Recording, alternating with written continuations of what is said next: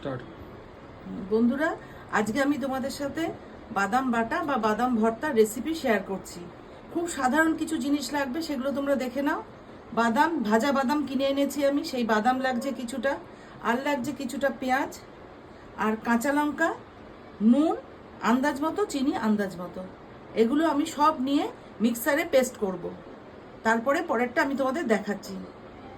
দেখো বন্ধুরা, আমি আবার ফিরে এসেছি। এই যে বাদামটা মিক্সিতে আমি যা যা দেখিয়েছিলাম সব দিয়ে বেটে নিয়ে এসেছি। এবার আমি কড়াইতে একটু তেল দিয়েছি, পরিমাণ মতো তেল। তেলটা একটু গরম হলে আমি দুটো লঙ্কা ফোড়নে দিচ্ছি। এটা তোমরা দিলেও দিতে পারো, না দিলেও দিতে পারো। এটা আমি জাস্ট ডেকোরেশন করবো উপরে, তাই জন্য করছি। অল্প ভেজে তুলে নেব।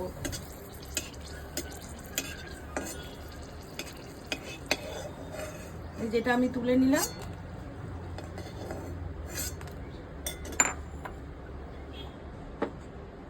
এবার আমি এই বাটাটা এর মধ্যে সম্পূর্ণ দিয়ে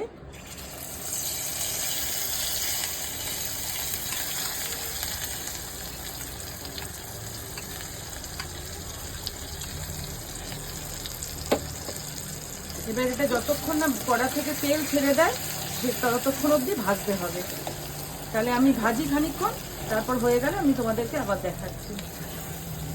আর নুন মিষ্টিটা দেখে নেবে নিজেরা, নিজেদের স্বাদ অনুযায়ী। দেখো বন্ধুরা, এভাবে কিন্তু অনবরত নাড়তে হবে তোমাদের, হ্যাঁ, না হলে কিন্তু জিনিসটা পুড়ে যাবে। এবং নাড়তে নাড়তে যখন দেখো, এই যে দেখছো আমার তেল মানে ছেড়ে এসছে, কড়াই থেকে উঠে উঠে আসছে। এবার কিন্তু আমার এটা প্রায় হয়ে এসছে। আমি আর 2-3 মিনিট নেড়ে এটা নামিয়ে তোমাদেরকে দেখাচ্ছি আবার। এরকম সমানে নেড়ে যাবে কিন্তু।